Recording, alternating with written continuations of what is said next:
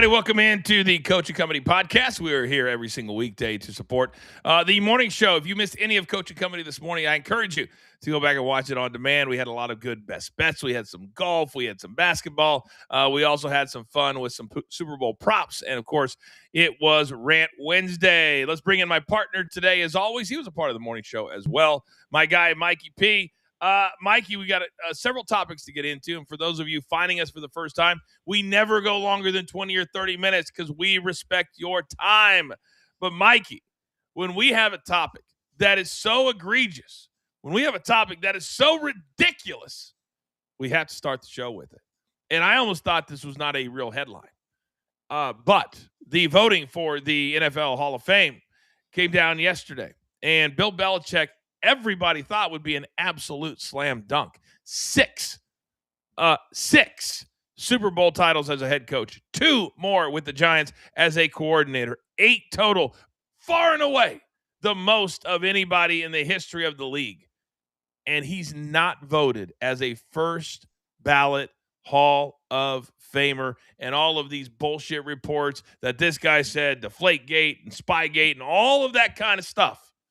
What was your take when you saw the headline the first time? I've got a lot to unpack here, Coach, and I'm going to be kind of going all over the roadmap here. So first and foremost, Bill Polian, you can't say, yeah, I think I did that and Deflategate, and I did say that, and I tried to influence that, and then say, well, I don't actually recall if I did that. You're not on trial. If you don't like Bill Belichick, just say you don't like Bill Belichick, and you influence, and you are a voice in the room that influenced others to vote him out. Now, the other part I have a big issue with is Hall of Fame is losing all credibility. If Bill Belichick is not in there, then let's just go ahead and put Pete Rose and Barry Bonds in the Baseball Hall of Fame, because at this point, it doesn't matter. And while someone I grew up watching in the NBA was a very good player, Ben Wallace, well, he won the Defensive Player of the Year 4 times and won championship. So, Coach, all Rudy Gobert is missing is 1 NBA championship, and he's a Hall of Famer. Do you see how this all comes together full circle? None of it makes sense.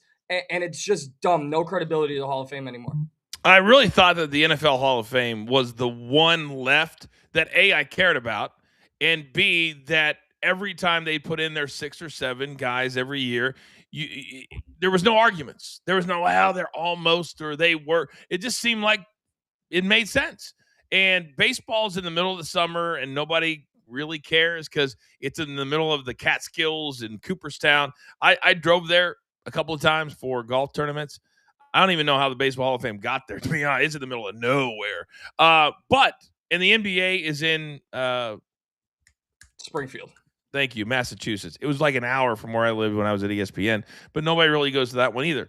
So I really thought that this one, but this is the problem because right now the way you get a vote, they add people, they subtract people.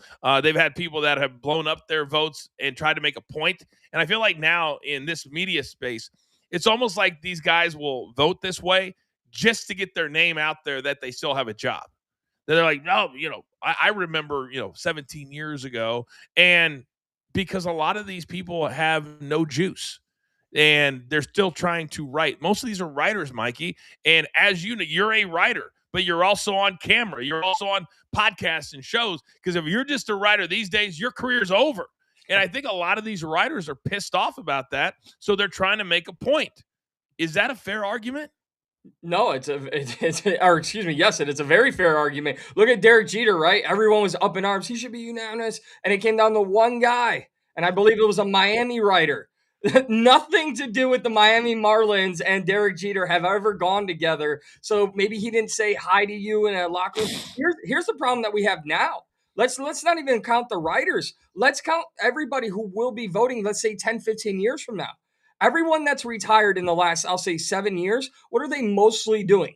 Exactly what you and I are doing, Coach. So now if you get somebody outspoken who goes on a podcast and says a lot of things and maybe says, yeah, I had this one.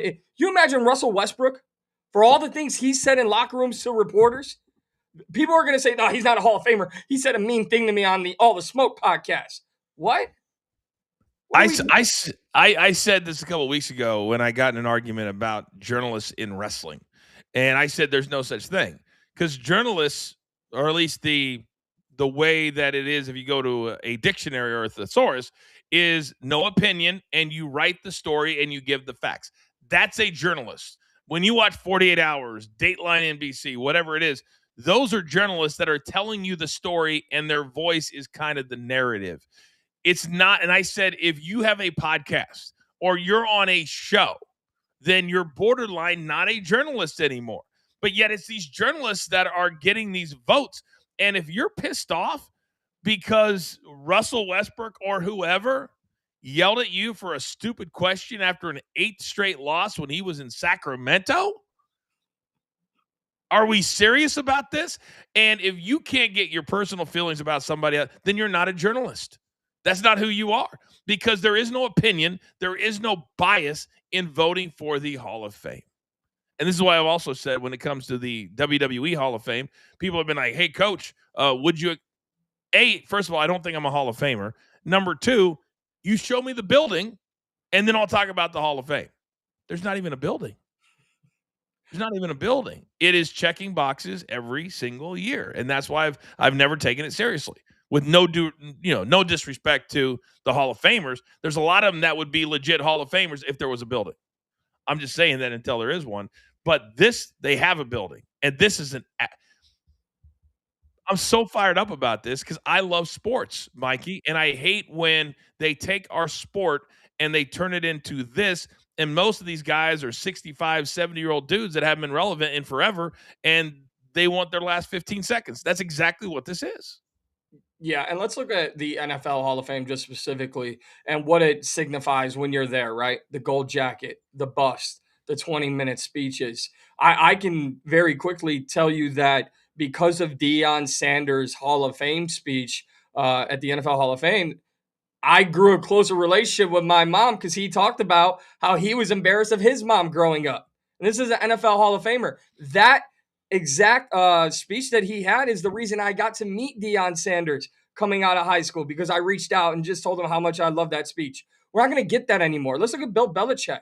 This is a guy who now, when you do enshrine him, you think he's going to come up feeling so happy to be there? Or do you think he's going to take a slight at anyone and everyone? Everybody. Now it's petty. Now there's no glamour in the Hall of Fame anymore. And you're just ruining, like you said, Coach, the last one that actually matters, the one that really means something, because the most iconic coach is not in there. You know what I would do? Absolute petty machete. I would step up there when my speech starts, and I would say, I'd like to dedicate this induction, and I would list every guy that did not vote for me right there at the start of my speech. I swear to God, I would do it. And I'd watch all these clowns that probably aren't even in attendance go, oh, shit. Hilarious Hall of Fame story. Years ago, ESPN hired this voice coach, and I'll be forever grateful to him because he taught me how to really control my voice in any setting, whether it's a radio show, whether it's being excited. I had just come off, yelling for 11 years calling Monday Night Raw and SmackDown. And so he tells me a story about how important practice and controlling your voice and all. He goes, let me tell you a funny story about Emmitt Smith. He said, I worked with Emmitt Smith. You remember when Emmitt got inducted into the Hall of Fame, Mikey? Well, I remember I was still married at that time, and he was like the worst talker in the history of talking. And I was like, oh my God, this guy is terrible. Remember he used to be a broadcaster and he couldn't even get through a sentence. Yeah. It was embarrassing. So my ex-wife's mother is sitting on the couch, and I remember watching the speech, and they're like, all right, coming up next, he's all-time whatever running back. I was like, you're about to see the worst speech of all time. So he comes on, and all of a sudden he's super eloquent. He's just going, he's flowing, he's to one person, and literally my mouth is like open. And so I see her kind of looking side-eye at me, and I look at her, and she goes, I know I'm not an expert on TV like you are. She goes, but is this supposed to be bad? And I was like, no, it's actually amazing. The reason I tell that story is when I started working with his voice coach, he tells me the story about being comfortable. And when you're comfortable, your voice is better and you can control yourself better. He said Emmitt Smith hired me to work with him on that speech. And alone, he had it written by January. They give it at the end of July. He said, I made Emmitt Smith recite that speech Mikey, I shit you not, every night in bed to his wife from January to July. He goes, how his wife didn't divorce him, I will have no idea. But by the time he got to July, what did he have? He was comfortable. He knew it inside and out. He knew it backwards and forwards. So when he got up there, he was calm. His voice was calm. It was like the most amazing story. And the fact that I was a part of it in the reverse way was amazing. And that's what I love about the NFL and the way they do their inductions. Yeah. And you remember how the guys are patting the sweat off their faces all the time, like all that kind of stuff. Hilarious. Here's the aftermath, though. Now we have a Bill Belichick, who, by the way, still coaching. I don't know if we all forgot that. Still coaching. We just pissed him off. North Carolina is about to be a juggernaut. Move over, Indiana. The Tar Heels are back, baby. And wow. He's going to be the first. He's going to be the first coach ever, or first person ever inducted into the Hall of Fame. He doesn't just get a bust, coach. He's going to get his hands here. He's gonna get 8 fingers with Super Bowl rings. His thumbs are gonna be hidden, and it's just gonna be 8 rings and Bill's big head. And he's gonna be like, should have voted for me. That's all his bust is gonna say. Oh man, I can't wait till his young boo thing. Shout out to her. When she pops off about this one, and I'd be like, can you even name the years that he won these before you start talking? Because she's going to, in between cheerleading practice, she's going to be all over this one. What do you got? I'm going to pop you. I'm sorry. I saw it on Twitter. She did not already comment on it. Somebody said Bill and Jordan Hudson are going to hire Pablo Torre to find out who didn't vote for him.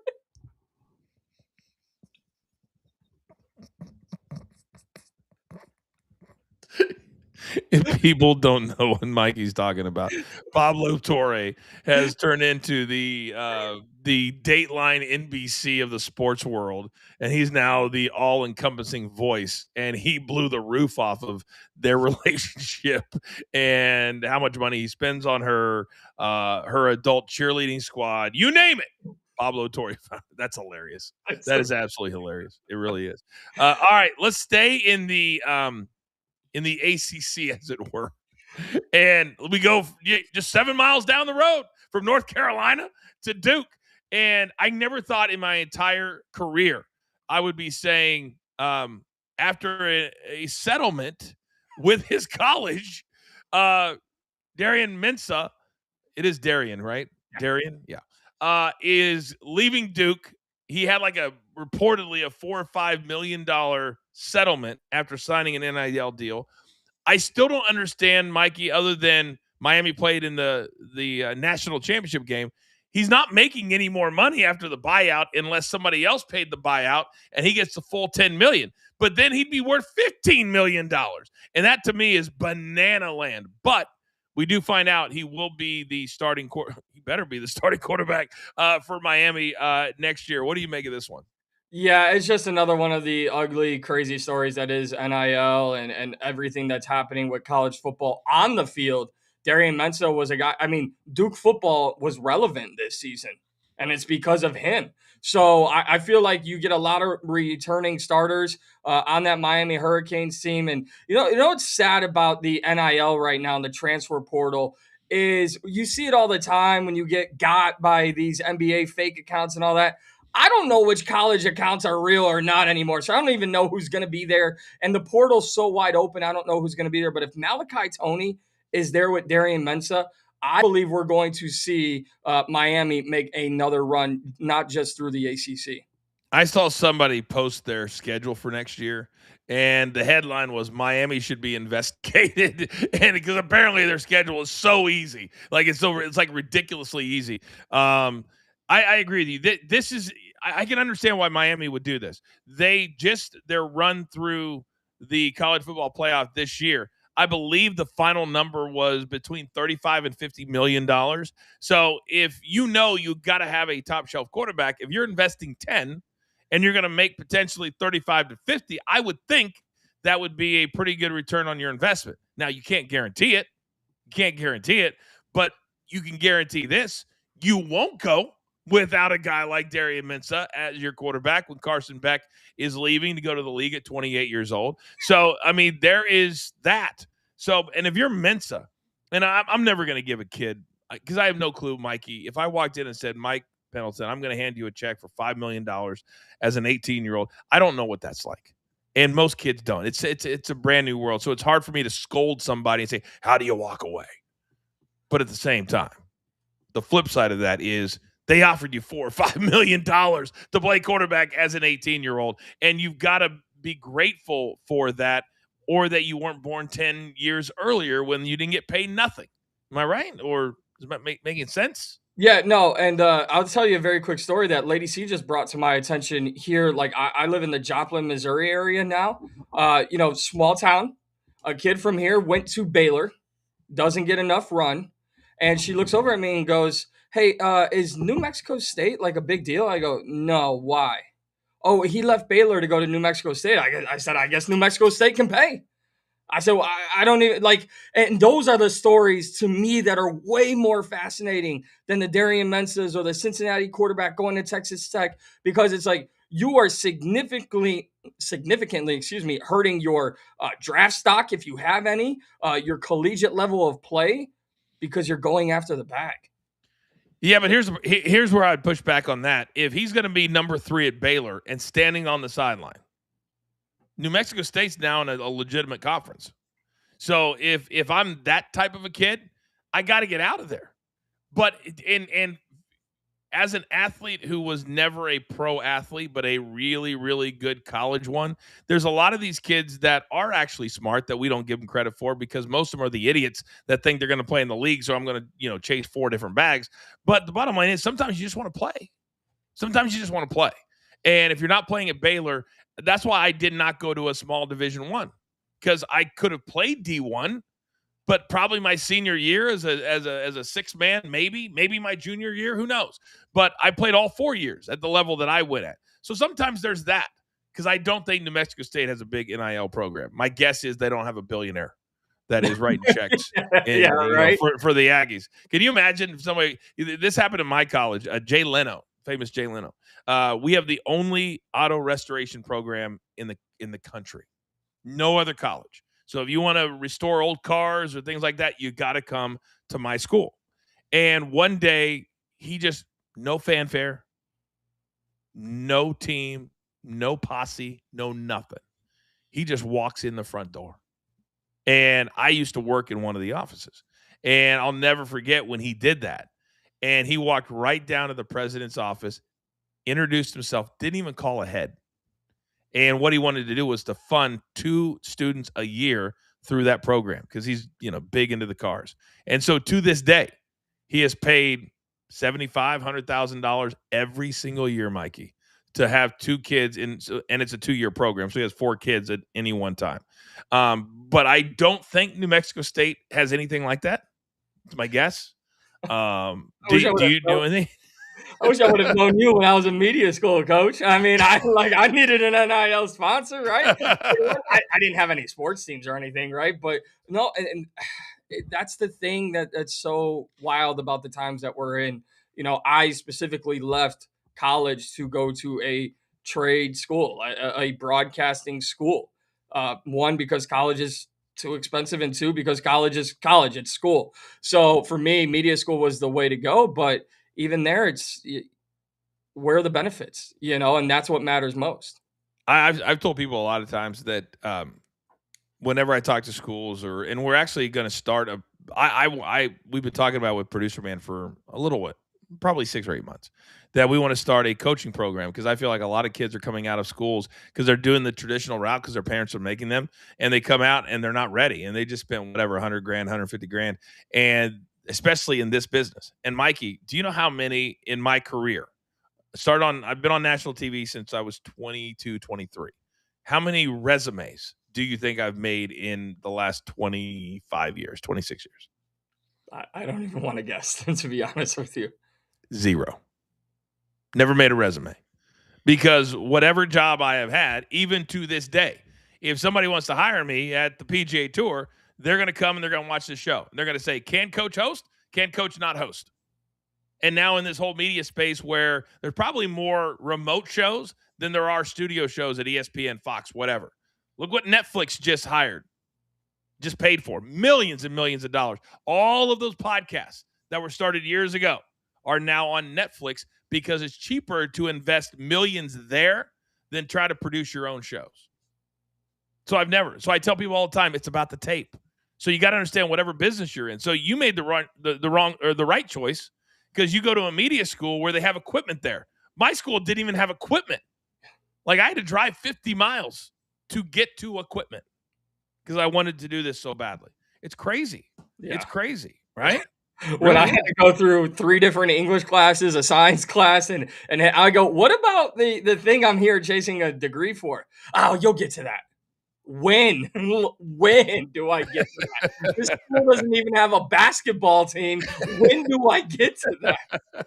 I get so jealous of young Peyton all the time because they have a full-fledged media program at TCU.